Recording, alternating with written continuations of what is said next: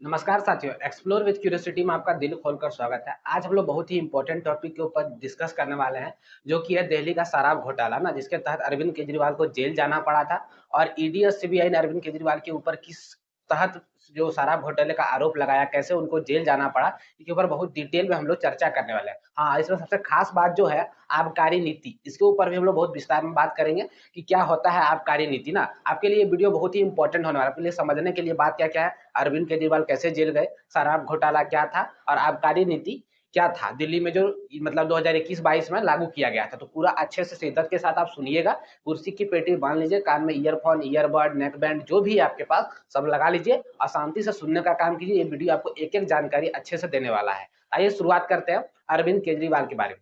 अरविंद केजरीवाल का जन्म 16 अगस्त 1968 को होता है। ठीक है। अरविंद केजरीवाल बचपन से राजनीति में रुचि रखते थे, इसलिए वो 2013 में फर्स्ट टाइम क्या हो दिल्ली के मुख्यमंत्री बन भी गए ना। वो 7वें दिल्ली के मुख्यमंत्री थे।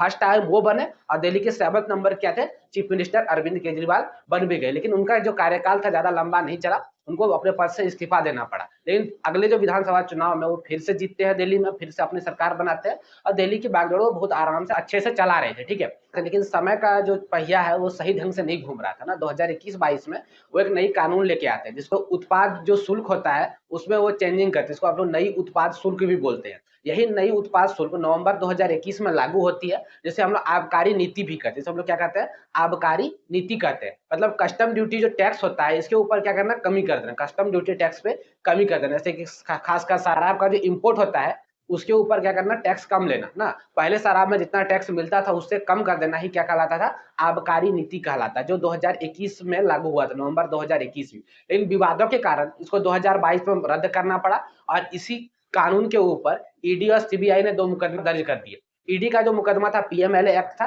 और सीबीआई ने भी इसके ऊपर अपना केस दर्ज कर दिया था। ठीक है। इसलिए जो मामला था बहुत ज्यादा विवाद में आ गया, उसको 2022 में रद्द करना पड़ा। आइए अब बात करते हैं कि ये जो शराब घोटाले का जो मामला है, शराब घोटाले का जो पूरा बात है, ये शुरुआत कहाँ से होता है, शुरू कहाँ से होता है। देखिए, दिल्ली के जो मुख्य सचिव है जिनका नाम नरेश कुमार है, उन्होंने दिल्ली के उप राज्यपाल लेफ्टिनेंट जो गवर्नर होते हैं, उनका जो नाम है विनय कुमार सक्सेना, उनको एक रिपोर्ट सौंपते हैं जिसमें इशारा करते हैं कि आबकारी नीति की जो खामियों की ओर इशारा करते हैं। और वो लिखते हैं कि आबकारी नीति में जो मनीष सिसोदिया जो मंत्री है, उनके मनमाने फैसले और एक तरफा जो उनका फैसला हुआ, इस वजह से दिल्ली का जो राजकोषीय घाटा है वो 580 करोड़ रुपए से अधिक हो चुका है। 580 करोड़ रुपए से अधिक हो चुका है। इसका कारण क्या था कि मनीष सिसोदिया क्या करते थे, शराबी जो लोग मतलब शराब का जो व्यवसाय करते हैं उनसे वो रिश्वत लेते थे और उनको आराम से लाइसेंस वगैरह बांट देते थे। इस चक्कर में क्या हुआ, उनका जो राजकोषीय जो घाटा हुआ, जो आपको जब लाइसेंस मिलता है उसके बदले कुछ पैसा लिया जाता है, आपको कस्टम ड्यूटी टैक्स ज्यादा लगता है, और इन सारा में कमी की वजह से क्या हुआ, उनका जो राजकोषीय घाटा था वो 580 करोड़ हो गया। यही से मामला पूरा क्या हुआ, गर्मा गया और जो सीबीआई और ईडी इसके ऊपर जांच के लिए बैठ गई। ठीक है। क्योंकि इसमें पैसा का बहुत ज्यादा घपला हुआ था, इसीलिए ईडी भी एंट्री मार दी और सीबीआई, आपको पता ही है कहीं भी कानून बड़ा अपराध होगा तो वहां सीबीआई एंट्री मारती ही है।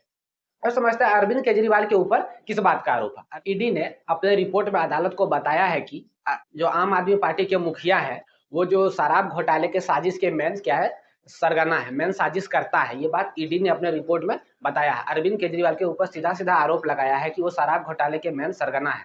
वो जो शराब घोटाले के पैसे होते हैं वो गोवा चुनाव में, पंजाब चुनाव में खर्चा करते हैं और साउथ ग्रुप जो है, जो मतलब साउथ इंडिया के जो बड़े बड़े ग्रुप है, वहां से इसका पैसा वो लेते हैं और जो चुनाव में क्या करते हैं वो खर्चा करते हैं। ठीक है। तो इस बात के लिए जो ईडी ने अपना रिपोर्ट में किसको बताया है, सुप्रीम कोर्ट को, ये बात उन्होंने बहुत अच्छे से डिटेल में बताया है। ठीक है। लेकिन प्रॉपर कोई मतलब कि गवाही नहीं होने की वजह से, प्रॉपर सबूत नहीं होने की वजह से ईडी ने क्या किया, अरविंद केजरीवाल को हाल फिलहाल में क्या किया, बेल ग्रांटेड जो होता है वो मिल गया, बेल ग्रांटेड अरविंद केजरीवाल को मिल गया है। ठीक है।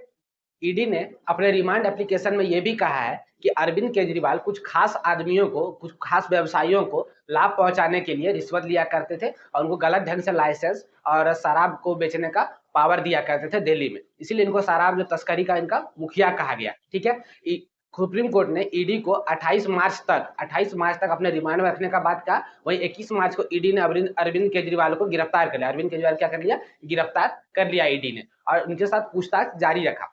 लेकिन अरविंद केजरीवाल को ईडी ने इससे पहले 9 बार समन भेजा था, जिसको अरविंद केजरीवाल ने नजरअंदाज कर दिया और ईडी के मतलब इज्जत का धज्जिया उड़ा दिया। इस बात से ईडी खपा होकर उनको 21 मार्च को क्या करती है, गिरफ्तार कर लेती है। और कोर्ट में अपना रिपोर्ट जो आपको हम लोग पहले बताया कि वो जो रिपोर्ट होता है वो अपना सबमिट करती है कि अरविंद केजरीवाल जो है शराब घोटाले का मेन मुखिया मेन सरगना है। ठीक है, ये बात कौन बताती है? ईडी किसको बताती है? कोर्ट को बताती है।